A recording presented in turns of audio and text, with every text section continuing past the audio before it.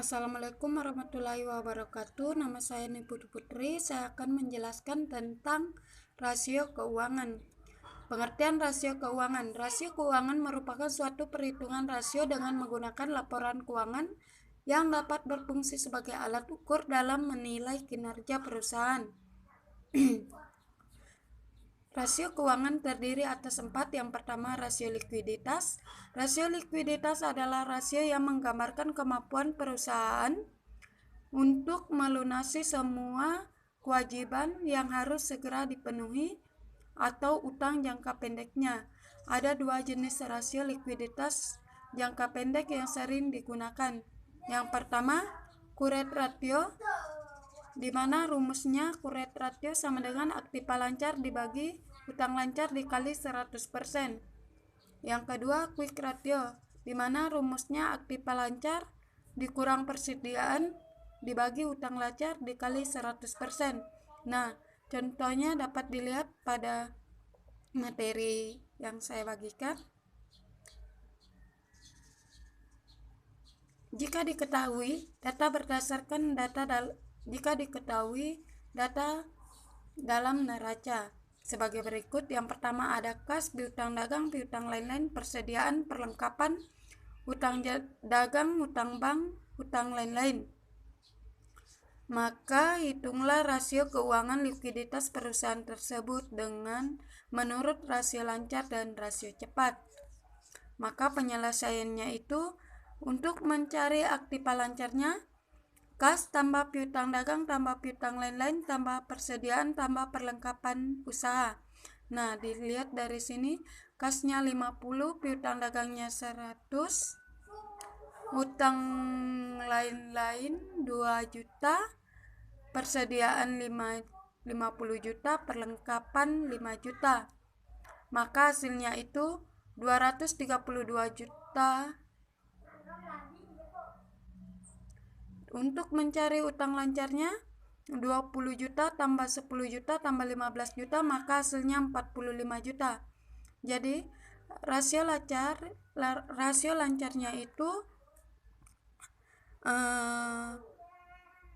aktiva lancar dibagi utang lancar dikali 100%. Nah, aktiva lancarnya 232 juta dibagi 45 juta dikali 100%, maka hasilnya 5,15 atau 515%, yang artinya setiap 1 rupiah hutang lancar dijamin dengan 5,15 atau 515% aktiva lancar. Yang kedua, rasio cepat, di mana rumusnya quick ratio sama dengan kas tambah efek tambah piutang atau tambah piutang dibagi utang lancar, atau quick ratio sama dengan aktiva lancar dibagi persediaan dikali 100% dibagi utang lancar.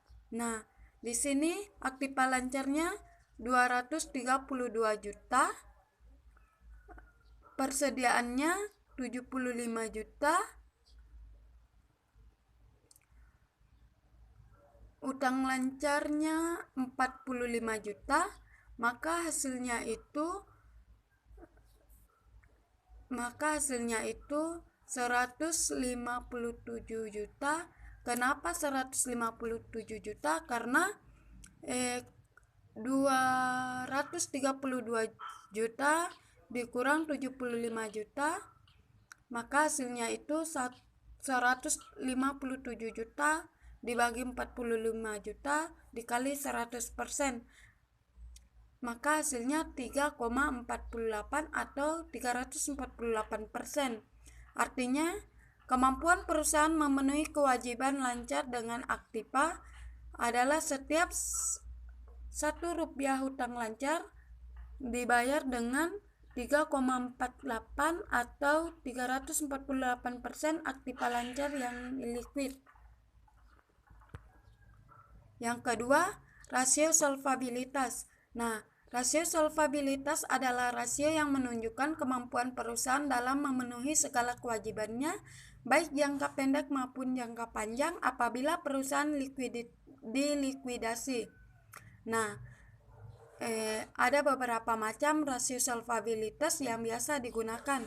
Yang pertama, total debt to total asset ratio, yang rumusnya debt ratio sama dengan total utang dibagi total aktiva dikali 100%. Yang kedua, debt to equity ratio, yang rumusnya total utang dibagi modal dikali 100%. Nah, contohnya dapat dilihat dari neraca perusahaan Hasan 234. Nah, yang pertama ada modal sahamnya, piutang, kas persediaan, aktiva tetap, utang lancar, utang jangka panjang. Maka hitunglah solvabilitas perusahaan dengan debt ratio dan debt to equity ratio. Nah, cara penyelesaiannya itu debt ratio sama dengan total hutang dibagi total aktiva dikali 100. Nah, total hutangnya 40 juta dibagi 76 juta dikali 100%. Kenapa total hutangnya 40 juta?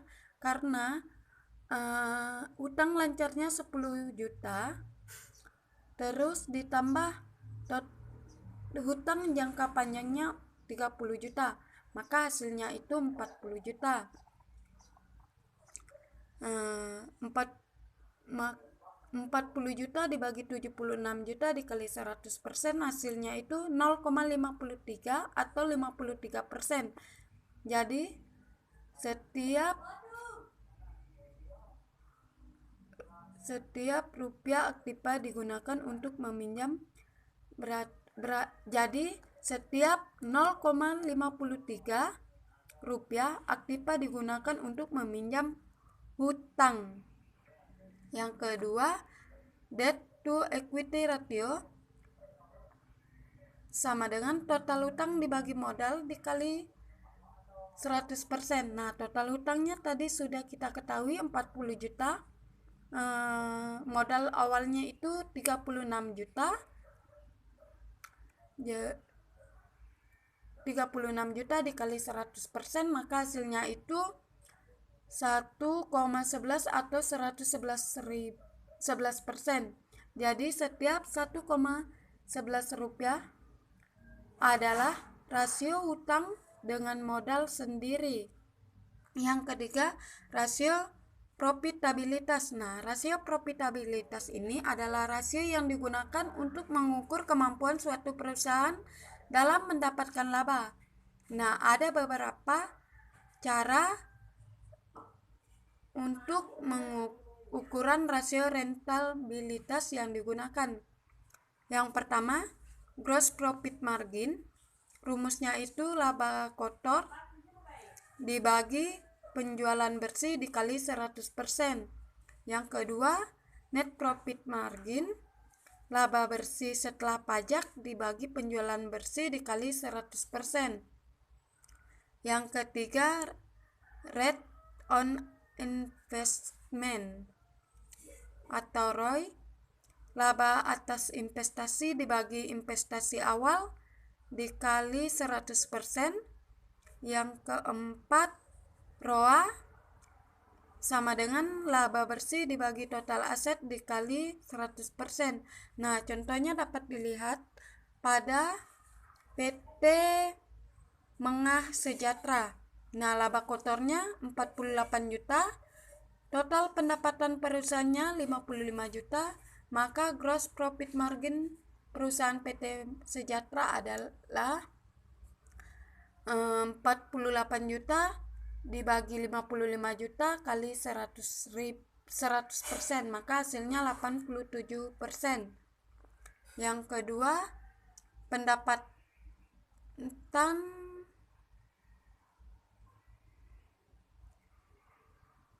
pendapatan penjualan bersihnya 27.063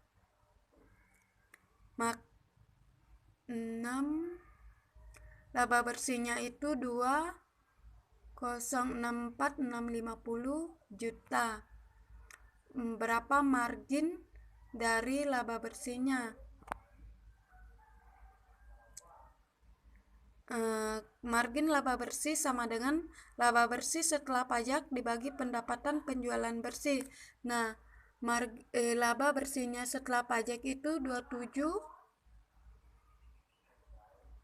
salah 2,64650 juta dibagi pendapatan penjualan bersihnya 27,06331 juta dikali 100%, maka hasilnya itu 7,63%.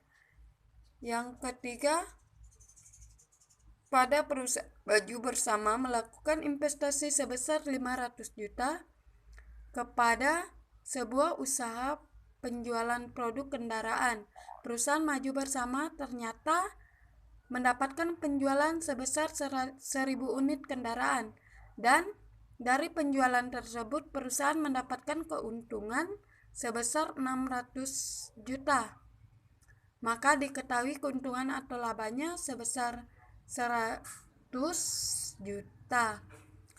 Modalnya 500 juta, jadi diperoleh perhitungan sebagai berikut. ROI sama dengan laba atas investasi dibagi investasi awal dikali 100%. 600 juta dikurang 500 juta dibagi 500 juta dikali 100%, maka hasilnya 20%. Untuk perhitungan ROA, diketahui laba bersihnya laba bersih perusahaan sebesar 180 juta dan total asetnya 20 juta. Nah, return on asetnya laba bersih dibagi total aset dikali 100%. Nah, 180 juta dibagi 20 juta dikali 100%, maka hasilnya 9%.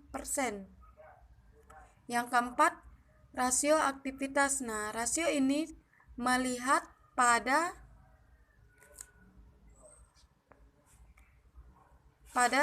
beberapa aset, kemudian menentukan beberapa tingkat aktivitas aktiva tersebut pada tingkat kegiatan tertentu. Nah, beberapa rasio aktivitas yang digunakan, yang pertama perputaran piutang, rumusnya itu penjualan bersih dibagi rata-rata piutang dagang. Yang kedua perputaran persediaan, rumusnya itu harga pokok penjualan dibagi rata-rata persediaan. Yang ketiga perputaran aktiva tetap, rumusnya itu penjualan dibagi aktiva tetap. Nah, yang keempat perputaran total aktiva, yang rumusnya penjualan dibagi total aktiva. Contohnya itu dapat dilihat pada perusahaan ABC, penjualan bersihnya 5.950, rata-rata piutangnya 550, maka hitunglah perputaran piutangnya. Nah, di sini penjualan bersihnya sudah jelas, 5.950 dibagi 550, maka hasilnya itu 10,81 atau 11 kali. Yang kedua masih dengan perusahaan yang sama dengan harga pokok penjualan 5.950 dan rata-rata persediaannya 250, maka hitunglah perputaran persediaannya. Nah, harga pokok penjualannya 5.950 dibagi 250 dari rata-rata persediaannya, maka hasilnya itu 23,8 kali atau 24 kali. Nah, yang ketiga perusahaan masih dengan perusahaan yang sama, yaitu perusahaan ABC, memiliki modal bersih sebesar 5.950 dengan aktiva tetap 1.650, maka hitunglah perputaran aktiva tetapnya, yang rumusnya penjualan dibagi aktiva tetap.